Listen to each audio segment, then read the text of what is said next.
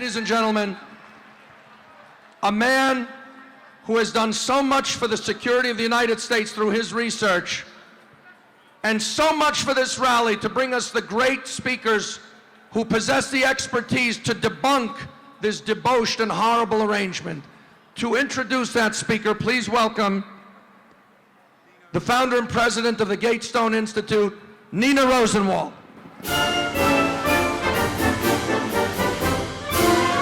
Thank you so much.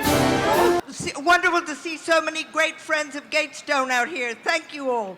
It's a great, great honor to introduce the extraordinary Stephen Emerson, founder and president of the Investigative Project. There's no one who knows more about terrorism or counterterrorism than he. I'm so thrilled to give you Stephen Emerson. Bravo! Today I was interviewed on a radio show, and I was asked about the fact that I pointed out the fact that four Americans, despite 3 years of negotiations with Iran, and despite the fact that the United States had $150 billion of assets and had all this leverage against Iran, the Iranians would not release these four Americans, including an American pastor, an American Marine, and an American journalist. And the radio host said, well, if the United States had insisted on that, maybe Iran wouldn't have signed the deal. And I said, well, that would have been great. The reality is, this arrangement, this deal with Iran, is the worst negotiation the United States has conducted in history.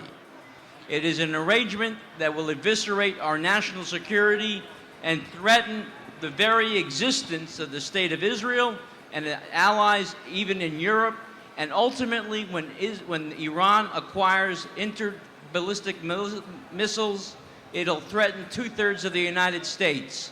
Will American public wake up, and will Chuck Schumer, the Democratic Party, and the rest of the American Congress wake up and realize this is a danger to our country and cannot be stopped unless they vote to override the presidential veto that is expected to be coming? There is only one answer to this treaty: no, no, no. And if you look at the agreement, the 160 pages, which many people haven't, there are two entities listed.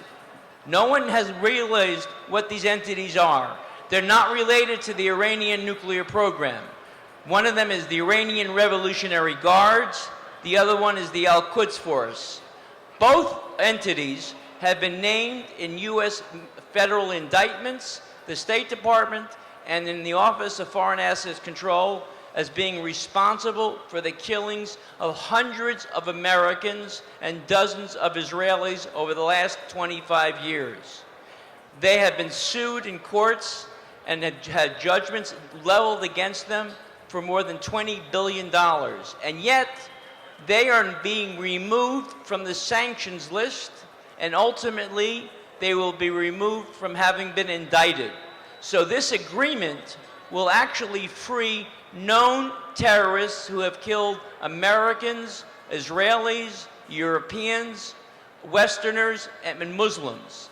An agreement that doesn't give anything to the United States except the fact that it levels the playing field for Iran to dominate the Middle East, equate itself as a superpower, and ultimately become a power that has the ability to destroy all of its neighbors in the Middle East. Its terrorist ability, through the billions of dollars to Hezbollah, through Islamic Jihad, through Hamas, is only going to be enriched over the next 6 months to a year to 6 months. Its ability to acquire weapons due to the lifting of the embargo. I think people have to realize the nature of how this arrangement has come about. The wholesale appeasement by the Obama administration to the government of Iran, which is the most evil regime in the world today, rivaling that of Nazi Germany, has to be told, and we have to say it loud and clear. We will not forgive and we will not forget. And to every congressman, to every senator, we will be on your tail for every single day till the vote comes for the first vote and the second vote for the next 60 days, until you vote to override this deal and kill this arrangement. The president in 2009, when he was running for re-election, said three things. He said, one, I will not allow Iran to get a nuclear bomb. He said, two, all options are on the table, a diplomatic euphemism for military strike. And three, no deal is better than a bad deal. Well, all three were lies. All three of them he went back on. And since that time, we have a bad deal. Iran gets the bomb, and there's no military capability anymore to deter Iran. So now we have a situation that unless Congress acts, I believe ultimately is going to be left up to a military strike to take out the Iranian capabilities to take out the world. If we don't take out Iran, they will take out us. And if the United States government, which is comprised of you, not Obama, not his Secretary of State, not his administration, not of Congress. It's the American people that decide. And it's up to you to force your representatives, your congressmen, your senators to say no, no, no. Because if you don't, your children will never forgive you for not protecting this country from a Holocaust and not protecting the state of Israel from a Holocaust that will occur assuredly, just as it did 70 years ago. So you have a responsibility to do something. Rarely in our lives do we have an opportunity to change history.